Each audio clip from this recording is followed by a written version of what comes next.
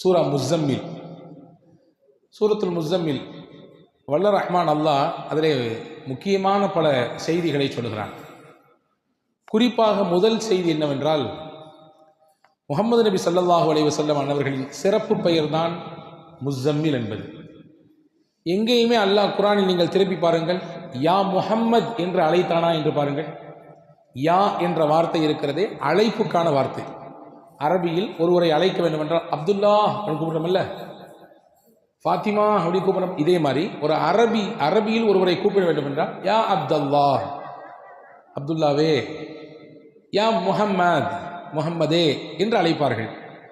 அல்லாஹ் குர்ஆன் மொத்தத்திலையும் நீங்கள் ஃபாத்திஹாவிலிருந்து எடுத்துக்கொள்ளுங்கள் நாஸ் வரை எங்கேயும் அல்லாஹ் ரசூலுல்லாவை பெயரை சொல்லி அழைக்கவே இல்லை, யா முஹம்மது என்று அழைக்கவில்லை.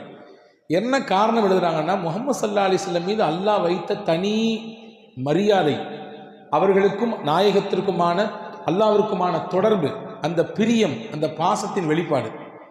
ஒருத்தவரை அவருக்கு இருக்கக்கூடிய இயற்பெயரை விட்டுட்டு அவருக்கான சில அடையாள பெயர்கள் இருக்கும், செல்ல பெயர் இருக்கும், அதை கூப்பிட்டு அழைப்பதன் மூலமாக அவருக்கும் நமக்குமான நெருக்கத்தை அது வெளிப்படுத்தும். நம்ம வீட்டில் 4-5 பிள்ளைங்க இருக்கும், ஆனால் குட்டின்னு சொல்லி கடைசி பிள்ளைய கூப்பிடுவோம் இல்லையா?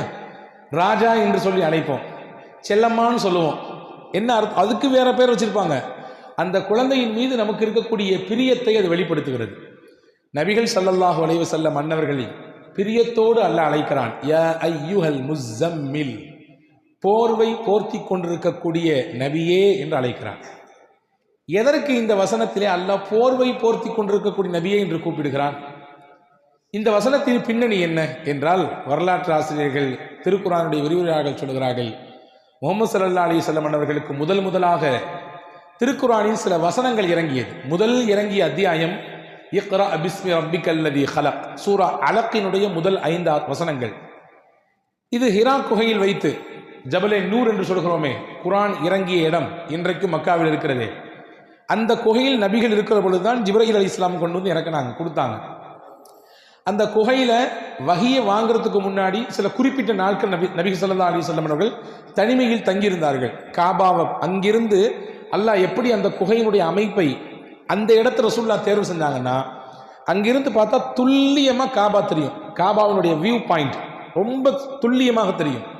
காபாவை பார்த்து கொண்டே அல்லாஹுவை தியானம் செய்து கொண்டிருந்தார்கள் பெருமானார் ஸல்லல்லாஹு அலைஹி வஸல்லம். 40 நாட்களினுடைய அந்த தொடர் தியானத்திற்கு பிறகுதான் நபிகள் ஸல்லல்லாஹு அலைஹி வஸல்லம் அவர்களுக்கு ஜிப்ரீல் அலைஹிஸ்ஸலாம் வந்தாங்க. இன்னும் சில அறிவிப்புகளில் இருக்கிறது, நபி ஸல்லல்லாஹு அலைஹி வஸல்லம் நபித்துவம் பெறுவதற்கு 3 வருடத்திற்கு முன்பாகவே அந்த ஜபல் நூருக்கு போய் வரக்கூடிய அந்த வழக்கத்தை, அடிக்கடி தனிமையில் போய் உட்கார்ந்து திக்ர் செய்வது, அல்லாஹ்வை தனிமையில் ஓர்மைப்படுத்துவது, இதை செய்து கொண்டிருந்தார்கள் என்ற குறிப்பும் இருக்கிறது. சரி, நான் சொல்ல வர செய்தி என்னன்னா, வசனங்கள் முதலில் சில இறங்கி இருக்கிறது. ஜிப்ரீல் அலைஹிஸ்ஸலாமை தன்னுடைய சொந்த உருவத்தில் நபி ஸல்லல்லாஹு அலைஹி வஸல்லம் பார்த்தாங்க. உங்களை மாதிரி என்ன மாதிரி தோற்றம் இல்லை.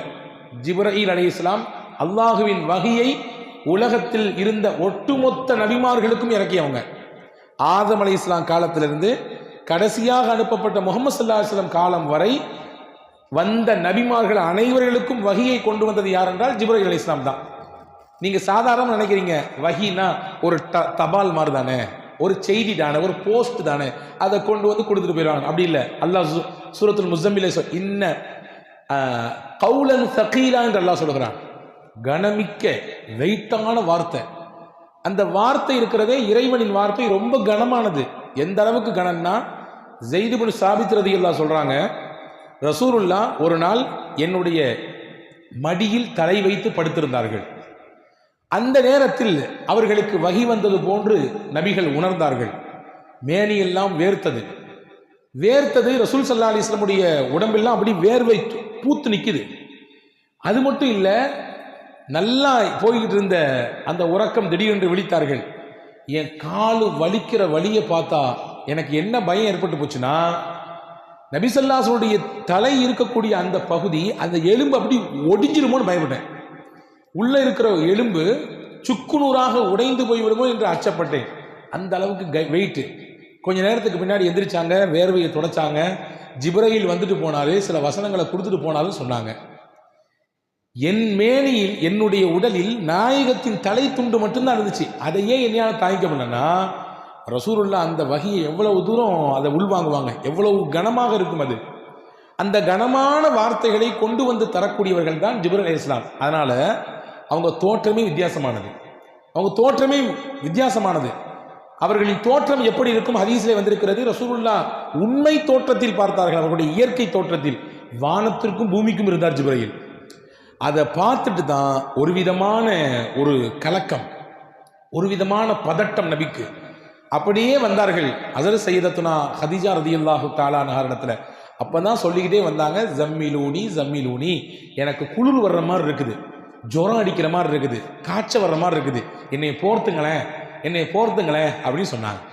ஹதீஸிலே வந்திருக்கிறது. அதற்கு பிறகு ஹஸரத் ஹதீஜா அம்மா முதல்ல அவங்களுக்கு ஆறுதலாக சொன்னாங்க. பொதுவாகவே கணவன்கிட்ட மனைவி சில விஷயங்கள் சொன்னாலும் அல்லது மனைவிட்ட கணவன் 4 வார்த்தை ஏதாவது சொன்னாலும் முதல்ல ஆசுவாசப்படுத்தணும், நிதானத்துக்கு முதல்ல அவரை அடைய வைக்கணும், அந்த அம்மாவை முதல்ல நிதானப்படுத்தணும், அதுக்கு அடுத்து மற்ற விஷயங்கள்லாம் சொல்லிக்கலாம்.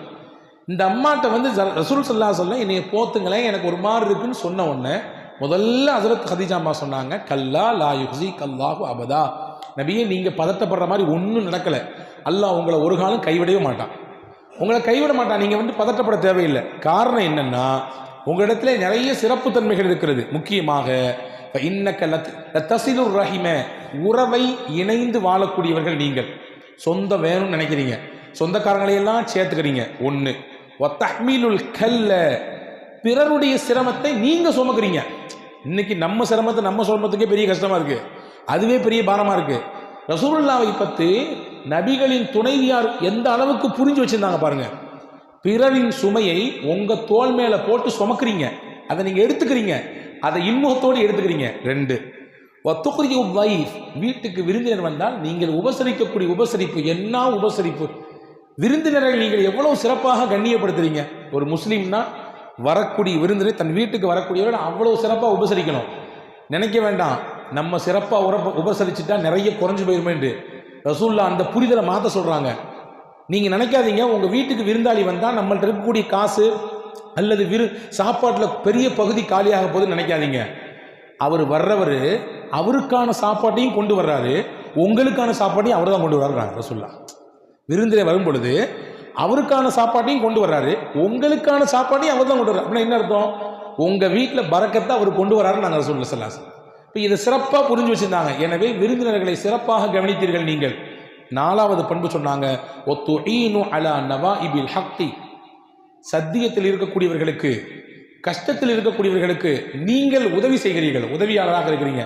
இந்த பண்பெல்லாம் உங்கள்கிட்ட இருக்கிறதுனால நபியை உங்களை அல்லாஹ் கைவிட மாட்டான், நீங்கள் கவலைப்படாதீங்க, வருத்தப்படாதீங்கன்னு சொல்லி ரசூலுல்லாஹ்வை ஆறுதல் படுத்தி தன்னுடைய சொந்தக்காரர் வரக்கத் இப்னு நௌஃபல் இடத்திலே கூட்டி போய் அதுக்கடுத்து என்னென்ன நடந்துச்சு அப்படிங்கிறத வரலாறு நீளமாக சொல்லுகிறது. இங்கே நான் சொல்ல வரக்கூடிய செய்தி, ரசூலுல்லாஹ்வுக்கு பதட்டம் ஏற்பட்டு அப்படி ஒரு விதமான குளிர் ஜுரத்தில் இருந்த பொழுதுதான் அல்லாஹ் சொன்னான், யா அய்யுஹல் முஸம்மில், போர்வை போர்த்தி கொண்டிருக்கக்கூடிய நபியே, என் அன்பு நபியே, கும், நீங்கள் எழுந்திருங்கள், குமில் லைல இல்லா கலீலா, இரவில் ஒரு பகுதியில் எழுந்து என்னை வணங்குங்கள், கொஞ்ச நேரம் அல்லாஹ்விற்காக வேண்டி நீங்கள் எழுந்து வணங்குங்கள் என்று அல்லாஹ் அப்படியே வரிசைப்படுத்தினான்.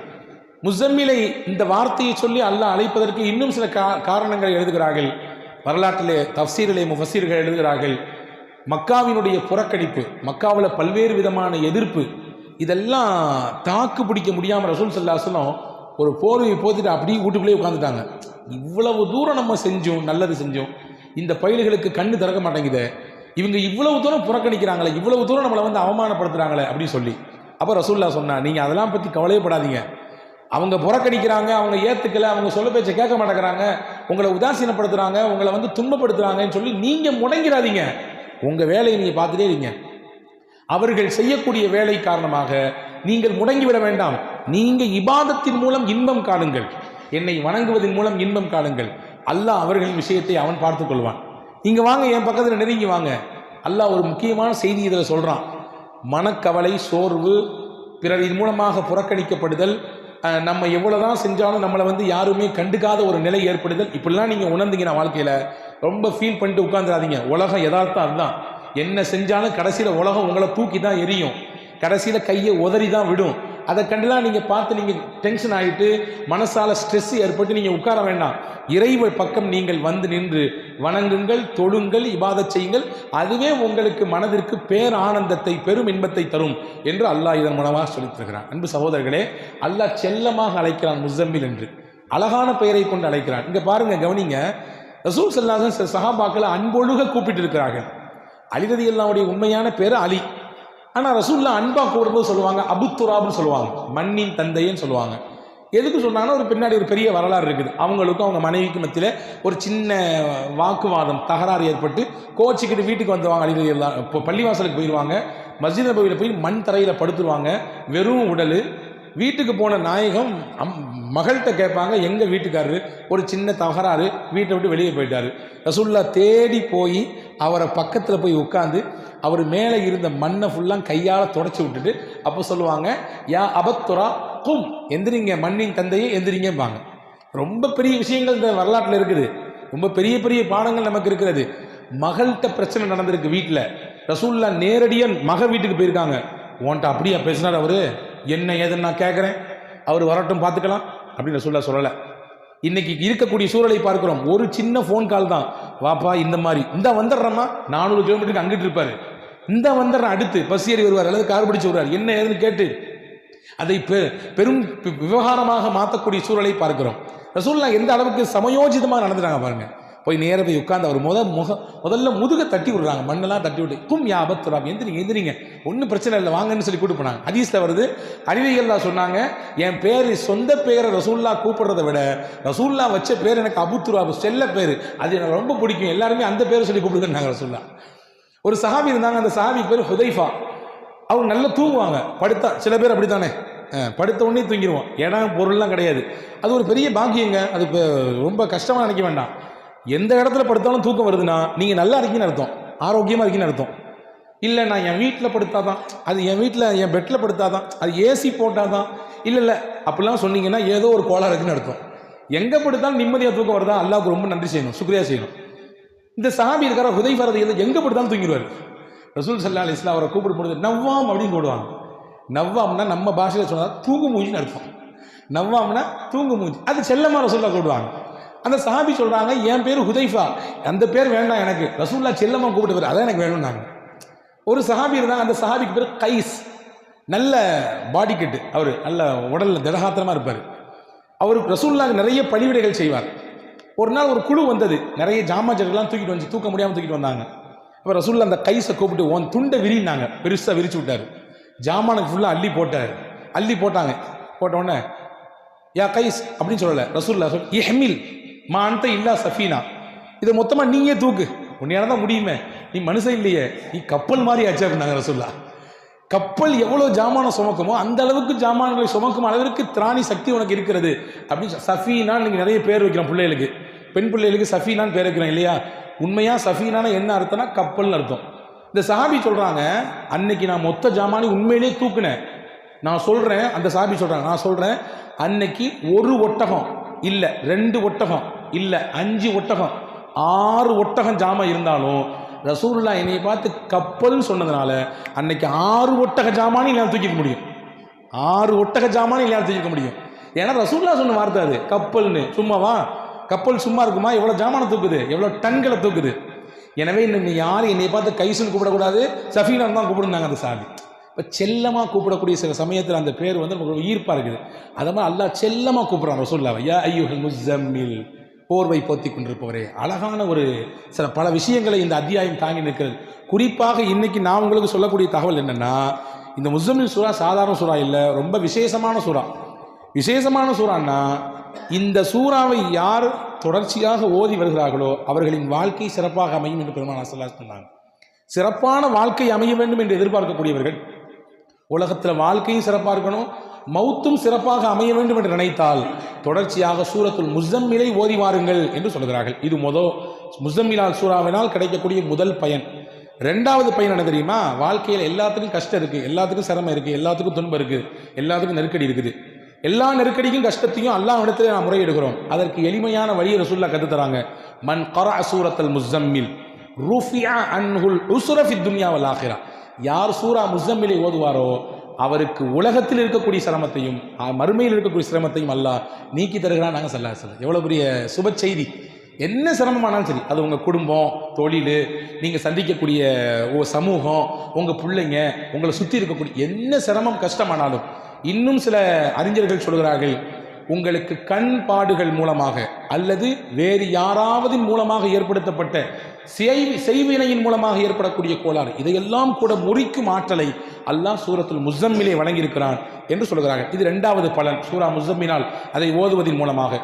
மூன்றாவது முக்கியமான பலன், நினைத்த காரியம் நமக்கு கைகூட வேண்டும் என்று ஆசைப்பட்டால்.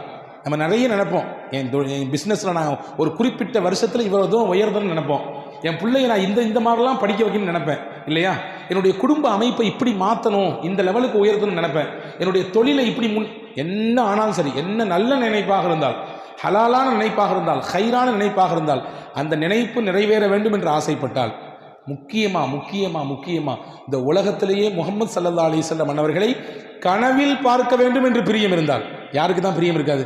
இருக்கா இல்லைங்க? எல்லாருக்கும் இருக்குது. நபிகளை கனவில் பார்க்க வேண்டும். நபிகளுடைய அடக்க ஸ்தலத்தை பார்க்குறோம், அங்கேயே நம்மளால் நிற்க முடியல, நமக்கு உள்ளமெல்லாம் அப்படி உருகி போயிருது இல்லையா? அந்த பூமானை நம்முடைய கனவிலே கண்குளிர பார்க்க வேண்டும் என்று ஒருவர் ஆசைப்பட்டால், இந்த ரெண்டும் நடக்கணும்னா ஹஸரத் ரசூல் ஸல்லல்லாஹு அலைஹி வஸல்லம் சொன்னாங்க, முஸம்மில் சூராவை தொடர்ச்சியாக ஓதிட்டுவாங்க. டெய்லி ஓதுங்க, ஒரு தடவையாவது ஓதிடுங்க.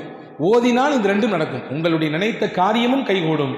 நாயகம் ஸல்லல்லாஹு அலைஹி வஸல்லம் அவர்களை நம்முடைய வாழ்க்கையிலேயே, நம்முடைய கனவிலே தரிசிக்கின்ற பாக்கியத்தை அல்லாஹ் தருவான் என்கின்ற சுப செய்தியை நபிகள் சொல்லித் தருகிறார்கள்.